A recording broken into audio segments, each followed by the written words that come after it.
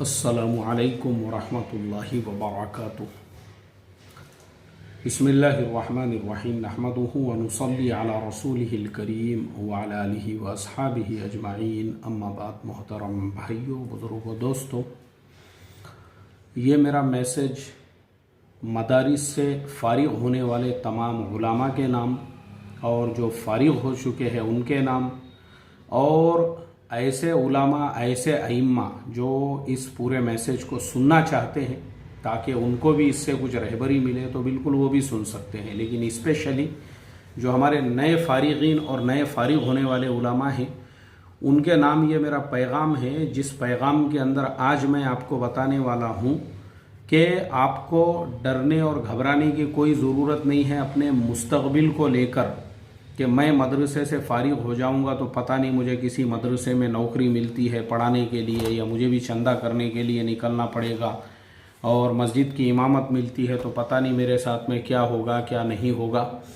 तो इस तरह से अपने मुस्तक़बिल को लेकर आपको फ़िक्रमंद होने की ज़रूरत नहीं है, बल्कि आप एक बावक़ार ज़िंदगी गुजार सकते हो। इंशाअल्लाह हम उसी बारे में आपकी रहबरी करेंगे। चूँकि मैं अपने इससे पहले वीडियो में बता चुका हूँ, दारुल उलूम देवबंद के अक्सर तलबा मेरे साथ में जुड़े हुए हैं, वो रोज़ाना पाबंदी से हमारा सबक सुनते हैं और हमको उस पर फ़ीडबैक भी देते हैं। उन्हीं में से एक तालिब इल्म का ये हमसे मशवरा तलब था कि कतर है, ओमान है, इन मुल्कों में इमामतें कैसे तलाश की जाए। मैं आज आपको बहुत ही तफसील से सारी चीज़ें बताने वाला हूँ, लेकिन शुरू में मैं आपको बता दूँ कि देखो, मैंने इससे पहले भी कहा हूँ कि हमारे जो मजहबी ठेकेदार हैं ये यानी दो तबके हैं हमारे मजहबी लोगों में, एक तो ऊपर के दर्जे के लोग हैं, दूसरे नीचे के दर्जे के लोग हैं। तो मैं ऊपर वालों की बात नहीं करता हूँ, जो मदरसे के मुहतमिम है, ट्रस्ट के सदर साहब है या जो शेखुल हदीस और बड़ी बड़ी मसनदों पे बैठे हुए हैं, बल्कि जो हमारे नीचे दर्जे के लोग हैं, जो आम मस्जिदों में इमामत करने वाले मुअल्लिमीन हैं, मकातिब में पढ़ाने वाले मुअल्लिमीन हैं, इसी तरह से जो नीचे के दर्जात दर्जे फ़ारसी और दर्जे अरबी अव्वल दुवम सुवम तक जो लोग पढ़ाते हैं, ऐसे जो हमारे नीचे के दर्जे के जो मुअल्लिमीन और असातिज़ा हैं, ये मैं उन्हीं की बात करता हूँ क्योंकि मुझे उन्हीं से हमदर्दी है। बाकी ऊपर वाले जो होते हैं ना, देखो, उनकी पूरी सेटिंग होती है। मुहतमिम साहब अपने बेटे को कैसे सेट करना है वो तो मदरसा खुद उनकी प्रॉपर्टी है, तो वो चाहे अपने बेटे को जो है दौरे हदीस की किताबें दे दो या फिर वो अपने बेटे को अरबी पंजुम शशुम फ़ारिग़ होते ही दे दे, वो उनके अपने कब्ज़े कुदरत की चीज़ है। या फिर वो अपने बेटे को इंग्लैंड भेज दे या साउथ अफ्रीका भेज दे या अमेरिका भेज दे। आप देखते होंगे आप लोगों में ऐसी सलाहियतें कूट कूट के भरी हुई होती है। अभी जैसे मैं आपको मेरी मिसाल देता हूँ कि मेरे तालिब इल्मी के ज़माने में मेरे अपने कुछ साथी ऐसे थे, मुझे उनको देखकर रश्क आता था। ऐसी सलाहियतें उनमें ऐसी कूट कूट के भरी हुई थी, ऐसे बयान करने का उनका अंदाज़, उनकी खिताबत। लेकिन आज वो सारे लोग जो है ना, पता नहीं किधर चले गए, कोई किसी का नाम नहीं। ऐसे जो ज़बरदस्त खिताब करने वाले थे उनकी पूरी सलाहियतें ख़त्म हो गई। बेचारे जो है किसी मकतब में पढ़ाने के लिए लग गए, उसके बाद शादी हो गई तो फिर वही अपना घर का गोश्त है, तरकारी है, भाजी है, कांदे है, बटाटे है। और वो जो तालिब इल्मी के ज़माने के अंदर असातिज़ा जिनके जो है मजलिसों में बैठा करते थे और असातिज़ा इकराम जो है जिनके यानी हमारे उन तलबा जो है उन पर रश्क किया करते थे, आज वो बेचारे जो है ख़त्म हो गए। वो अफसोस के साथ मैं बता रहा हूँ। वहीं पे आपको और भी ऐसे कुछ नामवर लोग मिलेंगे, मैं नाम नहीं लूँगा उनका। बाप के मरते ही उनको रेडीमेड मसनदें मिल गई, रेडीमेड कोई शेख तरीक़त और कोई पीर तरीक़त बन गया। बाप के मरते ही रेडीमेड सब उनको रेडीमेड मिल गया, मसनदें रेडीमेड मिल गई। और बाप जब तक ज़िंदा था तो भी ऐसे लोग, उनकी तालीम और तरबियत कहाँ, कोई इंग्लैंड में है, कोई अमेरिका में है, कोई कनाडा में है, कोई साउथ अफ्रीका में है, तो कोई कहाँ है तो कोई कहाँ है। आप क्यों नहीं है ऐसे? आप गरीब है ना भाई। आप यूपी के, बिहार के, झारखंड के, पश्चिम बंगाल के, महाराष्ट्र के, गुजरात के, आप किसी छोटे से खेड़े पाड़े देहात के एक गरीब किसान बाप की औलाद है, आपके वालिद साहब रिक्शा चलाते हैं, या आप में से बहुत से यतीम हैं जिनके वालिद ही नहीं है, मेरे जैसे समझो, जैसे मैं मदरसे में पढ़ता था तो मैं तो यतीमी के ज़माने में मैंने पूरा पढ़ा हुआ हूँ।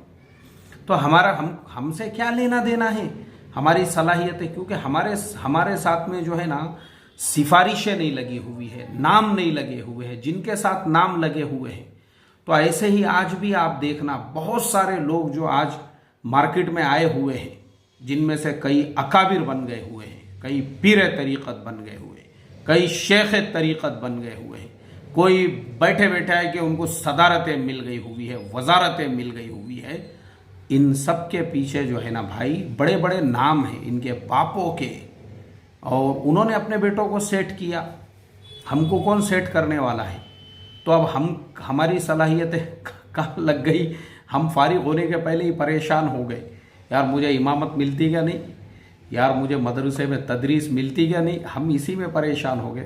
घबराने की ज़रूरत नहीं है, अभी आगे मैं आपकी हर लाइन से आपको बताने वाला हूँ इंशाल्लाह सारी चीज़ें, ठीक है। तो इसके लिए भाई मेरी बात हमारे आम मुअल्लिमीन, आम तलबा के लिए, तो अब हमको क्या करना है वो सुन लो आप।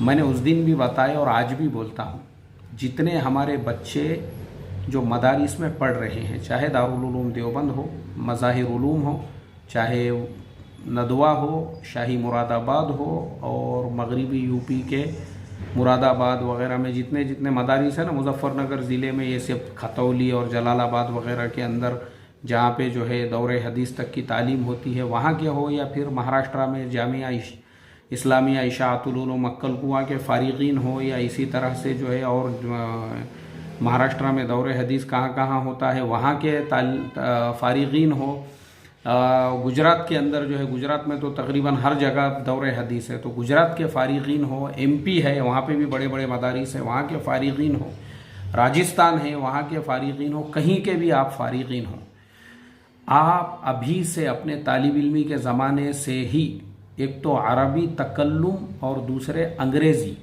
दोनों ज़ुबानों पे सिर्फ आपको रोज़ाना, सिर्फ मेरी बात याद रखो, मैं बड़े जिम्मेदारी से बोल रहा हूँ, आप मुझे सिर्फ 1 घंटा दो रोज़ाना, मुझे मतलब अपने लिए दो, मगर ये सोच कर दो कि हमने जो है मेरे से वादा किया था कि 1 घंटा अपने लिए देंगे आप, और वो 1 घंटे में आपको क्या करना है वो बताता हूँ मैं।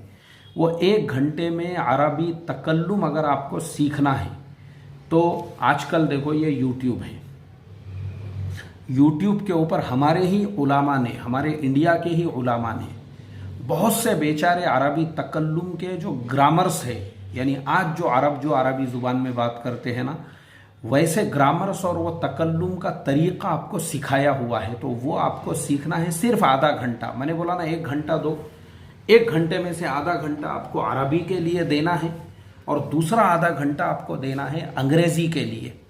देखो अरबी और अंग्रेज़ी के जो ग्रामर है, ग्रामर मतलब जो कवाइद है अरबी के, सेम इंग्लिश के वैसे ही है। उसमें भी आपको सिर्फ इतना याद रखना है, मुज़क्कर मुअन्नस, उसमें भी आपको जो है ज़माने याद रखना है, माजी हाल मुस्तक़बिल, उसमें भी आपको बस इतना ही आपने याद रखें। उसमें भी जो है वाहिद और जमा है, अंग्रेज़ी में तस्निया उसमें नहीं है। बस आपको ये बेसिक ग्रामर आपने याद कर लिए ना अंग्रेज़ी के। अब मैं आपको बोलता हूँ सिर्फ 6 महीने मुझे चाहिए आपके, सिर्फ 6 महीने। 6 महीने मैंने बहुत बोल दिया। सही देखा जाए अगर एक तालिब इल्म सही मेहनत अगर 1 महीना भी करे ना, तो उसकी अंग्रेज़ी भी और उसकी अरबी भी एकदम फसीह और बलीग वो हो सकता है इन दोनों ज़ुबानों के अंदर।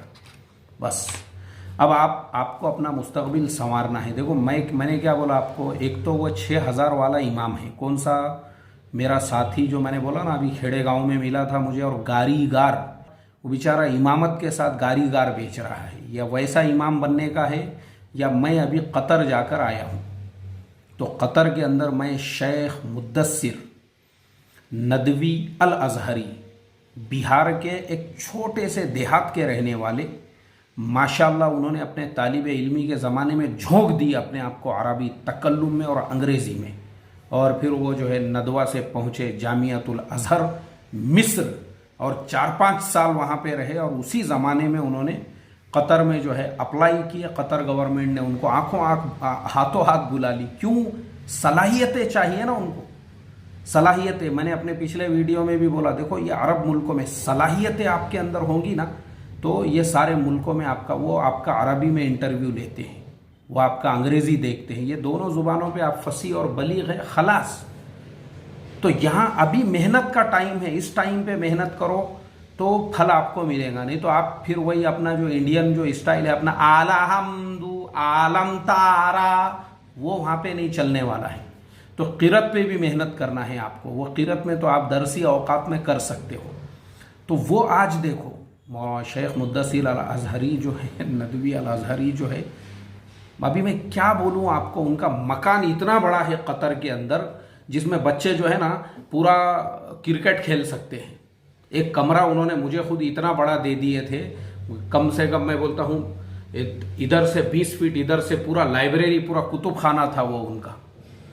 और वैसे 5-6 कमरे थे उनके मकान के अंदर, इतना मतलब आलीशान। और गाड़ी जो है उनकी, वो मॉडल की गाड़ी भी अभी तक इंडिया में आई हुई नहीं है। कम से कम इंडिया के हिसाब से 50 से 60 लाख रुपए की कार होंगी वो, उनके कार मतलब जो SUV होती है उस टाइप की गाड़ी।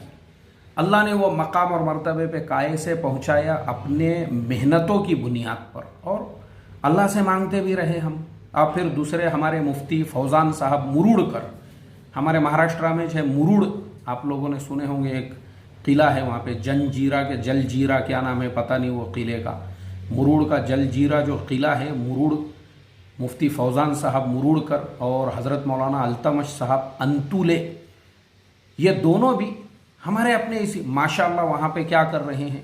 अल्लाह ने उनको भी कबूल किया इमामतों। और उनके अलावा एक मौलाना हमारे मुजफ्फरनगर ज़िले के, अब मैं उनके गांव का नाम भूल गया, देखो वो मौलाना के साथ में भी मेरे 2-4 वीडियो हैं। वो मौलाना भी हमारे अपने यहाँ से वहाँ पहुँचे। अच्छा, कतर की ही मिसाल नहीं, आप UAE की मिसाल ले लो। अभी मैं UAE पिछली बार भी गया था, तो एक मौलाना है मज़ाहिरी, वो बेचारे मुझे जब भी मिलने के लिए आए थे, अभी भी वो आए थे मुझे मिलने के लिए। वो वहाँ क्या करते हैं, ट्यूशन पढ़ाते हैं घर घर जाके, क्योंकि हमारे इंडियंस पूरे इंडियन ही भरे हुए हैं वहाँ पे। लेकिन वो इंडियंस है जो अपने यहाँ वाले इंडियंस है ना, छपरी, टपोरी, लुखे, मवाली, मस्जिदों में इमामों के खिलाफ साजिशें करने वाले पंटर, उस टाइप के इंडियन नहीं है। वो इंडिया का क्रीम है जो कतर गया हुआ है, जो बहरीन, जो ओमान, जो UAE, जो सऊदी अरब जो गए हुए लोग हैं ना, वो सब क्रीम लोग हैं, हायर एजुकेटेड लोग हैं, पढ़े लिखे लोग हैं, IT इंजीनियर्स लोग हैं, और हायर प्रोफेशनल लोग हैं, CA है और अकाउंटेंट है, हमारे शाकिर सर के जैसे, ऐसे हायर एजुकेटेड लोग वहाँ पे गए हुए हैं। और बाकी ये सब यहाँ छोड़ के चले गए उन्होंने, छपरी, टपोरी, मस्जिदों में इमाम साहब से गुस्ताखी करने वाले लुखे, मवाली, ये जो है ना, ये सब यहाँ छोड़ दिए उन्होंने। तो वहाँ लोग जो है ना हमारे इंडियंस, उनके बच्चों को पढ़ाते हैं वो घरों पे जाकर। अब एक घर में जो है आजू बाजू के 5-6 बच्चे, इनके बच्चे, ऐसे 10-12 बच्चे एक बिल्डिंग में आ गए और 10-12 बच्चों को पढ़ा रहे हैं। हर बच्चे के 50 रियाल, और 100 रियाल भी बोले तो कम से कम इंडिया के हिसाब से वो होते 2000 रुपये एक बच्चे के। अब उन्होंने वहाँ पे एक बिल्डिंग में 1 घंटा जो है 15 बच्चों को पढ़ा दिए। वो 15 बच्चों के उनके हो गए 30,000। दूसरे बिल्डिंग में गए, वहाँ 2 घंटे पढ़ा दिए, वहाँ के हो गए 30,000। तीसरे बिल्डिंग में गए, वहाँ पे जो है ऐसा महीने को कम से कम 1 से 1.5 लाख रुपये कमा रहे हैं। अब मुझे बोलो आप, वहाँ पे आज़ादी की ज़िंदगी जीते हुए बच्चों को पढ़ाते हुए 1.5-2 लाख रुपये महीना कमाना बेहतर है गारीगार बेच के इमामत करने वाला, वो भी 6,000 रुपये की तनख्वाह 3 महीने से हुई नहीं। क्यों? छपरियों को कदर नहीं है ना इमामों की, टपोरियों को। ये टपोरी जो है ना, टपोरी योगी आदित्यनाथ जी जो ठेस रहे ना इनको जो ठेस रहे ना इनको, ये अल्लाह का अजाब है। ये मैंने अभी 2 रोज़ पहले भी देखा, एक मुअज्जिन के पीठ पे पैर रखा हुआ है एक मुसल्ली ने, मस्जिद के मुअज्जिन के ऊपर। क्यों? वो मुअज्जिन जो है वो बेचारा कमज़ोर है, तो कमज़ोर को दादागिरी बताते। दादागिरी बताओ ना, एरिया के PSI साहब से इस्तेक़बाल कराते अभी तुम्हारा, देखो पता चलता तुमको दादागिरी किसको बोलते। तो कैसे ऐसे जो है ना, हमारी दादागिरी मस्जिदों में, मुअज्जिन के ऊपर दादागिरी, इमाम के ऊपर हमारी दादागिरी। इसीलिए जो है ना, ये बेचारे इमाम और मुअज्जिन, इनके दिल से जब बद्दुआएं और आहें निकली तो अल्लाह ने ऐसा ठेसने को जो है ना योगी आदित्यनाथ को मुसल्लत किया अल्लाह ताला ने।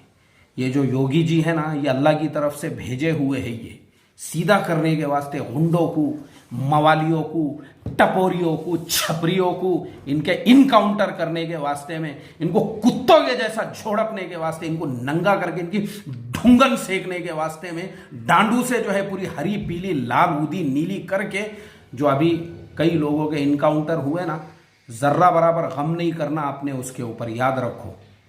ये सब अज़ाब है अल्लाह ताला की तरफ से। तुमने उलमा को जलील किए कुत्तों, तुमने जो है इमामों को जलील किए सुअरों, तो अल्लाह ने तुम्हारे ऊपर मुसल्लत किया ठेसने को, तुमको सीधा करने के वास्ते में। तो इसके लिए जो है हमारे नए फारिगीन और ये जो नए हमारे तमाम लोगों को मैं यही कहूँगा, वहाँ आपकी ऐसी इज्जत होगी, वहाँ आपकी ऐसी कदर होगी। किसी ने देखा कि आपके पास साइकिल है तो एक ने कार दे दिया, उसकी पड़ी हुई थी गैरेज के अंदर, अरे बोले मौली साहब ये अपनी कार इस्तेमाल करो, जब तुम्हारा काम हो जाएगा वापस दे देना। अब देखो वहाँ ऐसी इज्जत करने वाले लोग हैं। अल्लाह, मैं क्या बोलूँ आपको। तो अब मैं अपने अगले स्टेप पे आता हूँ। तो अभी आपको मेहनत करना है। मैं ये बता रहा था, ये सारे लोग जो इतने ऊंचे मकाम पे गए ना, उन्होंने मेहनत के ज़माने में मेहनत की है, उन्होंने मेहनत की है, झोंक दिए अपने आप को। और वो झोंकने के बाद में जो है फिर क्या हो गया, वो लोग जामियातुल अज़हर गए और मदीना यूनिवर्सिटी, वो भी आप लोगों को अप्लाई करना है, कोशिश करो। उस पर भी मेरे वीडियो है, मदीना यूनिवर्सिटी कैसे जा सकते हैं, जामियातुल अज़हर कैसे जा सकते हैं, उस पर भी हमारे वीडियोज़ हैं। तो वो सारे वीडियोज़ देखकर उसके बाद में जो है ना, फिर आप वहाँ देखो, वहाँ अगर होता है तो बहुत अच्छी बात है, और नहीं अब मैं आपको आगे का तरीक़ा वहाँ जाना कैसा है, ये सारे मुल्कों में मैंने उस दिन बताया था कि वज़ारतुल औक़ाफ़ की जो वेबसाइट है, वज़ारतुल औक़ाफ़ सारे अरब मुल्कों की है। उसके अलावा जो है ना, अब ये यूरोपियन मुल्कों में अगर आपको जाना है, इंग्लैंड, फ्रांस, जर्मनी, उधर भी इमाम की ज़रूरत पड़ती है। वहाँ पे बहुत सारे ये होते हैं, फाउंडेशन होते हैं, इस्लामिक सेंटर्स होते हैं।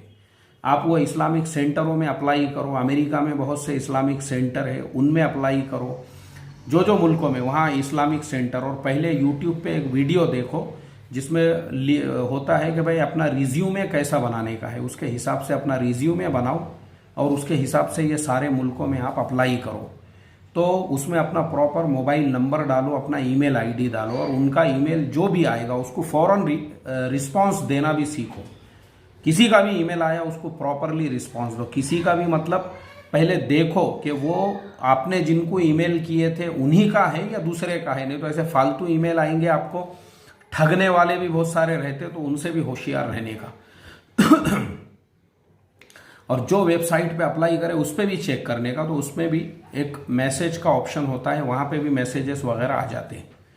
अब आपने देखे कि भाई आपका अगर ये मुल्कों में कहीं पे हो गया, अच्छी बात है। अब नहीं हुआ तो क्या करना है वो भी सुन लो, कोई घबराने की ज़रूरत नहीं है। अगर नहीं भी आपका होता है ना, तो पैसे जमा करना सीखो। मैं हमारे उलामा आइम्मा से मुझे जो शिकायत होती है वो होती है फजूल खर्ची की। बेहतरीन शेरवानी पहन रहे हैं, भाई काय को शेरवानी पे क्यों 5,000 रुपये खर्चा कर रहे। और पता है हम लोग शेरवानियाँ क्यों पहनते हैं, क्योंकि अक्सर हम लोग जो है ना गरीब ख़ानदानों से मदरसों में जाते हैं, या फिर हमारी जो बिरादरियाँ होती है, हम निचले दर्जे की बिरादरियों से जाते हैं। अब हम आलिम बन गए, मुफ्ती बन गए, तो हमको लगता है भाई गाँव में मैं भी लोगों को बताऊँ कि हम भी जो है बड़े ख़ानदान के लोग हैं, या फिर हमारा भी कैसा वट है और हम भी शेरवानी पहन सकते हैं और हम भी नवाबों के जैसा। सिर्फ यही मेंटालिटी होती है, इसके अलावा कुछ नहीं। तो मैं ये कहता हूँ हमेशा, भाई हम अगर अपनी गुर्बत में भी रहे, हमको ज़रूरत क्या है 5,000 की शेरवानी सिलाने की, सिर्फ बताने के लिए हम भी ऊँचे ख़ानदान के हैं, सिर्फ बताने के लिए हम भी जो है पैसे वाले हैं और मेरे अब्बा गरीब नहीं हैं बल्कि मैं भी बहुत पैसे वाले की औलाद हूँ। ये मेंटालिटी चेंज करो। कम से कम चीज़ों में, चप्पल भी अपनी सस्ते से सस्ती हो, ज़रूरियात भी। तो पैसे जो है ना, हमारे तमाम उलामा को मैं यही कह रहा था, पैसे जमा करो। कितने जमा चाहिए आपके पास? कम से कम 50,000। और वो जमा होने के बाद अब आपको क्या करना है, आप देखो अपने ताल्लुकात में कोई इन मुल्कों में है क्या, उससे रिक्वेस्ट और दरख्वास्त करो। बोला भाई मेरे लिए रहने का जो है एक 8-10 दिन का इंतज़ाम आप कर दो। अगर किसी ने किया तो बहुत अच्छी बात है, और अगर नहीं किया तो भी कोई मसला नहीं है। आप जो है यूएई का वीज़ा मिलता है 6,000 रुपये में 15 दिन का या 1 महीने का। ओमान का वीज़ा इंडिया वालों को फ्री में मिलता है, कतर का वीज़ा फ्री में मिलता है, बहरीन का वीज़ा फ्री में मिलता है, सऊदी का वीज़ा आप उम्रे का वीज़ा लेके जा सकते हैं या टूरिस्ट वीज़ा भी आपको मिल जाएगा। कुवैत का वीज़ा भी टूरिस्ट इंडियंस को मिल जाता है। ऐसे ही कोई भी मुल्क में आप जो है ना, ये सारे मुल्कों में पहले अपनी सेटिंग लगाने की कोशिश करो। कोई जान पहचान वाले अपने गाँव वाले ये वो रहेंगे, और वहाँ पे जाने के बाद अगर आप वहाँ चले जाते हैं किसी के पहचानत से या तवस्सुस से या फिर इस तरह से जो है ना, अगर आप वहाँ चले जाते हैं तो वहाँ एक तरतीब ये होती है कि जितने इमाम हैं वहाँ पे, तो आप नायब इमाम के लिए भी काम कर सकते हो। जो नायब इमाम है ना, नायब इमाम अगर आप किसी ना किसी, क्योंकि वहाँ हर मस्जिद में नायब इमाम होता है, लेकिन नायब इमाम जो होता है वो अनऑफिशियल होता है। ये जितने इमाम होते हैं ये वज़ारतुल औक़ाफ़ के जो होते हैं ना, फिर वो अपना नायब रखते हैं वहाँ पे, और वो नायब इमाम को भी जो है 2 से 3 हज़ार रियाल दिरहम जो है तनख्वाह देते हैं। वो भी कम से कम इंडिया के हिसाब से 80-90 हज़ार रुपये होते हैं। और फिर उसके अलावा बाकी खाली टाइम में आप इस तरह से ट्यूशन पढ़ा सकते हैं वहाँ पे। ठीक है, ये 2 तरीक़े हो गए, मतलब इमामत और मदरसे के ही लाइन के।